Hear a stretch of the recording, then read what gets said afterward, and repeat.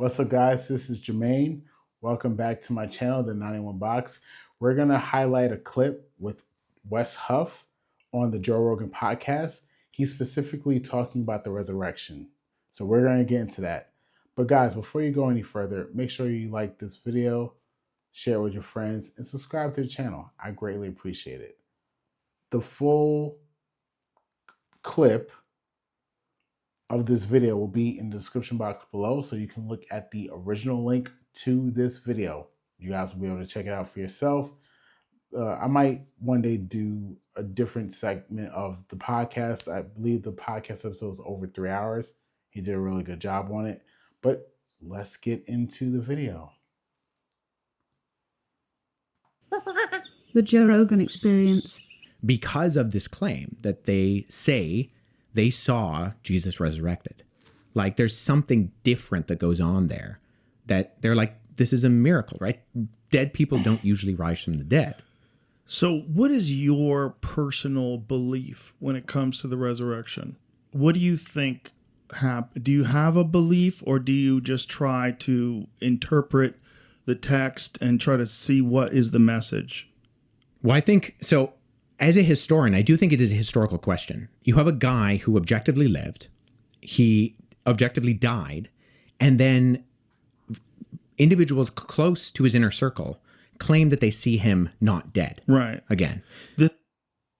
Okay, just a few things I want to point out, which people don't really understand about verifying information. So Wes Huff is a historian. He went to school, he got a degree. He's not just some Joe Schmo off the street.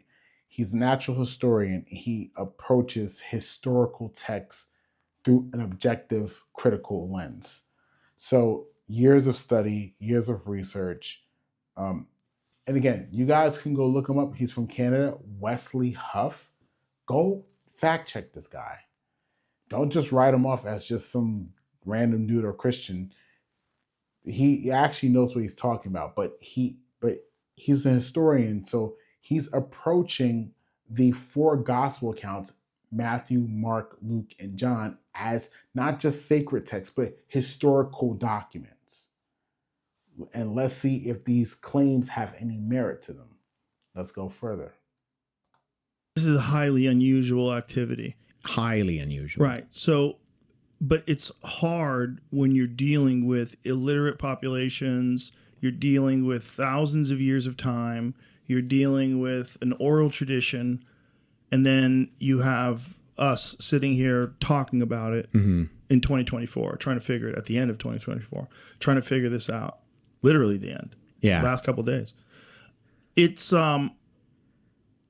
very difficult for anybody who thinks of themselves as an intelligent person who's secular to even entertain the possibility that someone died and come back to life. And I get that. But we've already talked about the fact that we don't think that the only thing that exists is matter and motion. We as in you and I, right? Like we believe that there's something else going on in this world that's a little bit crazy. There's something else. And that to, I think, exclude that, I think excludes something that you're kind of putting blinders on. For. And you do have, I mean, you're right in terms of all of these ancient conventions and the ways that things were spread around. But the Gospels are written in the lifetime of the eyewitnesses. And they're written in this period of time where you have groups of individuals who could have fact-checked those things. Okay. Something important he mentions. The eyewitnesses are writing accounts around the time of the event. I'm going to bring something up to you guys that you guys might have heard of, and I saw this video, and I'm just going to mention it just for the sake of this video. The woman who was on the podcast, I think We Need to Talk, she was talking about she saw a biggie in hell. This woman that was on this podcast, she was talking about she saw a biggie in hell. Excuse me. And she also mentioned that Michael Jackson was in hell. This is what she says. Don't know who this woman is. Don't know if she was if she knew Michael Jackson or Biggie, whatever. I'm not even going to touch on Biggie. I'm going to touch on Michael Jackson. There's a person who used to work with Michael Jackson. Rodney Dogchild Jenkins. He worked with Michael Jackson. He was a producer for Michael Jackson. He was closely associated with him. And Rodney Darkchild Jr. is a Christian. He prayed for him, spent time with him, all these different things. Fast forward years later, around the time that Michael Jackson died, Rodney knew two other people. I forget their names, but two other people that knew Michael Jackson from the 80s. And this is actually mentioned on the Breakfast Club. In fact, you can go find this mention Rodney Darkchild with John Keefe on the Breakfast Club, where he talks about this. But these two people that knew Michael Jackson, who were Christians, they said to Rodney, "Hey, I believe 10 days before Michael Jackson passed away, he gave his life to Christ. We did the sinner's prayer, and he gave his life to Christ." Now, here's the point I'm making. When Wesley Huff is talking about eyewitnesses who were there around the time of the resurrection of Jesus Christ, these were people who were at this thing known as an impact event. They were there at the time of the resurrection, closely associated with it. And going back to this lady who said she saw Michael Jackson in hell, whose account am I going to believe? Am I going to believe a random woman on the internet who might be trying to make up a story to get clout and make some money? Don't even know if she's ever been around him. Just some random person. We haven't seen her anywhere in the tabloids or on TV or even mentioned with Michael Jackson. Or am I going to take the account of a person named Rodney Darkchild Jenkins, who was a producer for Michael Jackson? You can verify this for yourself. Who knew him personally, who was around him, who was with him, who prayed with him, and knew people associated with him. Whose account am I going to take? Someone who is close to the event and close to the person of that time, or some random person who's making up a story where I saw Michael Jackson in hell? I'm going with the person who has more credibility. The person who has the most credibility is the person who is close to the event of that time and the person.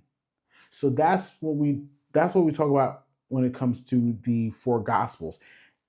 These were people who were associated with Christ and was around the event of the resurrection, versus people centuries later who say otherwise. And you can verify this stuff. And you have Christian scholars and secular scholars agreeing on the commonalities of these historical documents. Let's go further. So, how do you fact check someone coming back from the dead? Well, how many people saw his body, right? Well, Paul says that 400 people saw him all at once. 400 people saw the crucifixion? No, saw the resurrected Jesus. Yeah. And this is another thing that people don't really do the logical conclusions to what the text says. People just write off the Bible. They say they don't believe it. It's like, well, I don't believe in the Bible, so I don't care. But people who actually take it seriously and actually just read what the text says, okay, this person, Jesus Christ, came back to life. All right. If this is true, people could have verified it. Someone coming back to life from a brutal crucifixion,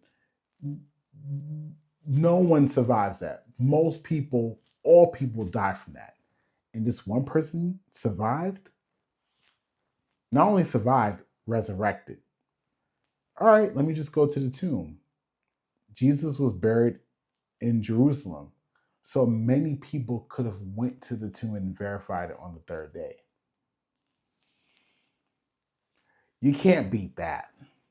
If I say I'm going to come back to life in 3 days, meet me at this tomb, you know how many people will show up? Let's continue. 1 Corinthians 15, Paul says that Jesus appeared to the disciples, and then he appeared to 400 people all at once. I mean, if we read the Gospel of Luke and the Gospel of Luke and Acts, so same author wrote these both documents, he says that Jesus was walking around teaching them for 40 days after he was resurrected from the dead.